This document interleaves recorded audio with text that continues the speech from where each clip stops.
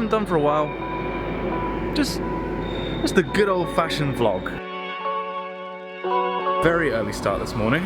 Got up before 5 because I want to have a look at some lasers.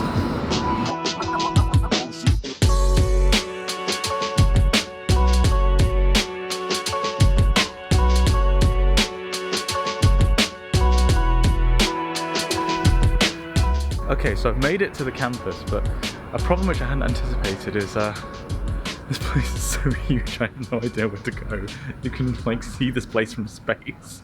So I made it. I'm here at the Central Laser Facility. We're looking at lasers at the moment, and we're here in the visitor center. So this is the bit that looks sciencey to non-scientists. But earlier we were looking at the Gemini laser, and now what I've just been given is kind of an overview of everything they do here, which is a mind-boggling array of science, from the very, very tiny, looking at molecular interactions using Raman spectroscopy, to modeling the very, very big, like giant Jupiter-like planets. Like I said, we already had a look at Gemini, and we're about to have a look at its sort of the older version of it, which is a more powerful laser called Vulcan.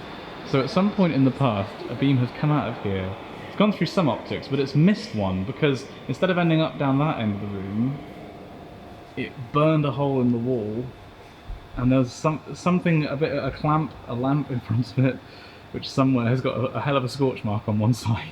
Kind of unusually for a science video, I've come here and they basically invited me to do some recording about the lasers here and the research, but we didn't have a particular video in mind, really. I had a couple of ideas, and since coming here, there's been a particular technique which I want to make the video about, which is about how they amplify the signal, and kind of making this up as we go. Take a look at this cable management, right? So far so good.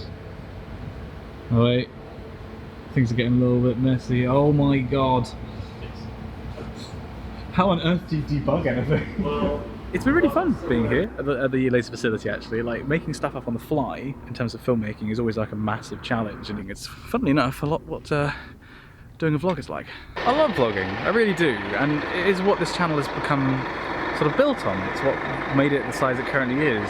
But the problem is, I haven't been vlogging because I just don't think my life's very interesting anymore. I mean, yeah, I'm vlogging today because there was something interesting happening. I went to a laser research facility, and there's some interesting things happening in the next couple of days, so I thought, why not? However, in general, I have something of a problem with vlogs at the moment, which is that I think they do better on YouTube than content which is actually meaningful. That's not to say that I think vlogs don't have any value. I definitely think there's value to be taken from the entertainment of a vlog. But to use all the power of the internet just to see what someone's day is like, no matter how interesting that day was, when you could be using it to learn about revolutionary science, or cutting analysis of politics, or deep analysis of history, isn't that just a little bit depressing? But then again, not really surprising. A phrase that I really like using in talks that I give is that YouTube is the world's campfire. People come to the campfire to hear stories told by individuals. And yeah, there are fantastic and very deservedly popular channels that aren't fronted by individuals, notably Kurzgesagt, Real Engineering, and Sideways come to mind. But generally, people gravitate towards channels which are fronted by personable individuals. If you ask someone what they watch on YouTube, they'll generally give you a list of people's names, not a list of company names, though there are some exceptions, and those are companies which tend to be fronted by very personable individuals. And why is this? Well, because as humans, we are social animals. We are innately tuned to look for other people's experiences, for other people's emotions. And so when we sit down at the campfire, we look for those narrators who are personable, who we just are drawn to. Casey, Liza, Zoella. So how can we use YouTube then to communicate stuff about physics, about politics, or history, or non-personable non-fiction, if you like? Because I think the way that we're doing it at the moment is kind of pointless in some ways. I've got a thing. Come with me. Today I'm in Camden, speak at an event called London Small YouTubers, where apparently I'm now qualified enough to talk about YouTube and like tell other people what to do. Simon Clark, right? Yes. Yeah, that's why just go straight through and someone will give you a van. So I'm here in this quite rickety but very cool, it's got to be said, old building. I'm doing a round table about educational content, and then I've got another thing later, which is a panel discussion called "Oh, that's very niche." Oh, that's very niche. So the panel this morning was a success. It was I was talking about educational content more broadly on YouTube, and how we could do it most effectively. I'm now being taken out to Camden Market for lunch, which I'd never been to before. Peter here. Hello. Who I worked with before on it was Matthew Tantori video, wasn't it? Which there'll be a link down there if you want to watch that. You used to live here, and you are recommending some places to go eat. We're going to go eat some mac and cheese from the market. It's going to be amazing. We're going to eat all the carbs. Yeah, I may need to go to the gym after this.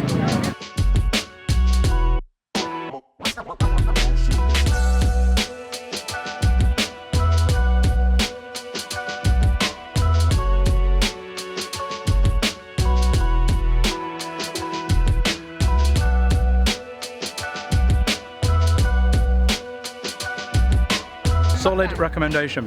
Very, very good mac and cheese.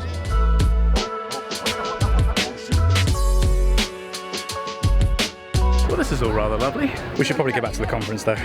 Oh my god, it smells like Amsterdam. Right, what was I saying again? It's really bad for your heart. So there's this idea called science capital. And science capital is a measure of how informed and how educated and how aware you are of the world and how it works. And people like me who have degrees, I've got quite high science capital. I've got 2 degrees in science. I know and I'm interested in how the world works. You compare that to someone who's maybe 12 or 13, who is in school, who maybe doesn't watch documentaries or do any reading. They're just interested in watching travel or beauty vlogs or whatever. They have low science capital. And you could argue that the whole point of doing educational content on any platform like YouTube is to increase science capital, right? You want to take somebody who before the video had a certain level of science capital and you want to raise it. You want to make them more aware of the world. You want to make them more interested, better educated about a particular topic. But here's the thing, there's some diminishing returns, right? As someone's got higher science capital, the return that you get as an educator on increasing it is increasingly small.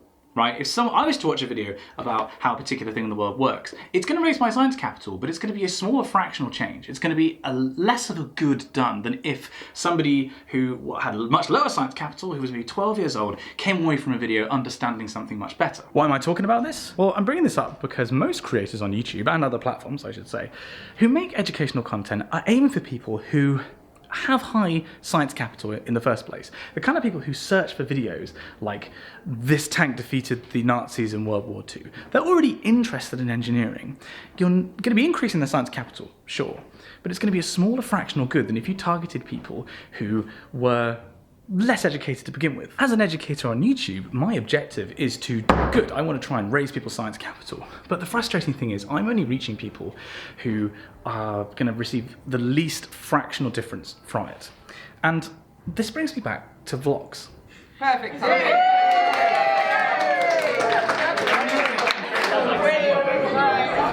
Because here's the thing about vlogs. Vlogs appeal to people across the spectrum. People who, to quote somebody who wrote this in a comment, who come on YouTube, they don't want to think. So here's the thing I've been thinking about, the reason I wanted to make this video.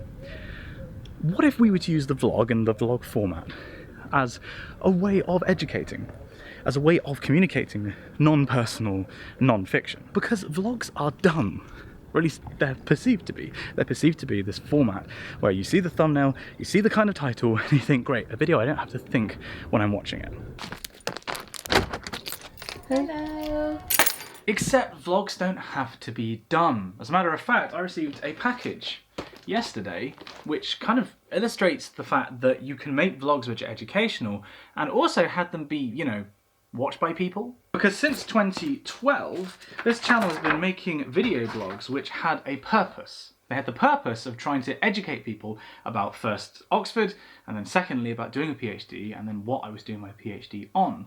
And enough people subscribed to the channel and believed in those vlogs being entertaining that, well, I just got my silver play button for 100,000 subscribers. I believe that the video blog is a perfect format for reaching a wide audience and educating people on the sly in a way. I think my video blogs have shown that you can make a product which is broad and perceived as dumb because it's a video blog, but then kind of under the radar get information across to the viewer. And I think you could argue that using the format in this way has a greater impact, raises the science capital of more people and has a greater positive impact on those people than a science video that's particularly targeted to people already with high science capital. Something that I'm going to try and do on this channel in the future is, in a way, go back to my roots, go back to the thing which got me this award, but in a different way. Because before, the point of the vlogs was very specific. It was dictated by my circumstances. I was at university, I was doing research.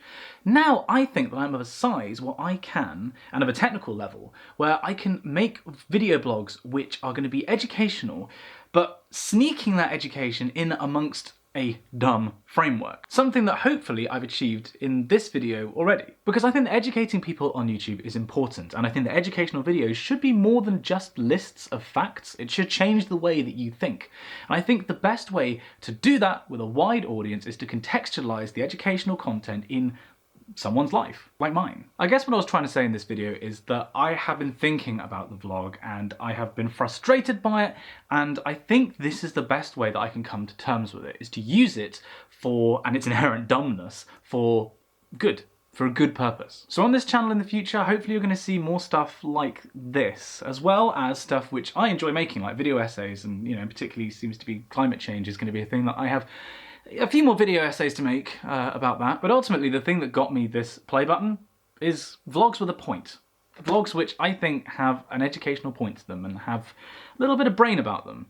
And whilst I don't want to actually change the perception of vlogs as being dumb, because I think that actually helps this cause, I hope that I can convince at least you guys in my audience that you don't necessarily have to think or be prepared to think to learn something on YouTube. Thank you so much to the Central Laser Facility for inviting me out to you. It was a really, really fun time, and I honestly can't wait to get to work on the videos. I think there's going to be 2 videos coming out of that trip. And also thank you to the London Small YouTubers event. I didn't vlog too much because I was kind of deep in thought about this video, but it was lovely to meet a bunch of you. It was also just, it's always great to meet other creators. And, if you are in London or in the Southeast and you are yourself a small creator, then look them up. I'll leave a link down there in the description. And then last but not least, thank you all, those of you who have subscribed to this channel, you crazy cats, for, getting me this play button. This is, it's kind of, I guess, what I've been dreaming about for a long time, and now it's here. It's just it's a thing, It's a bit like when I talked about my degree.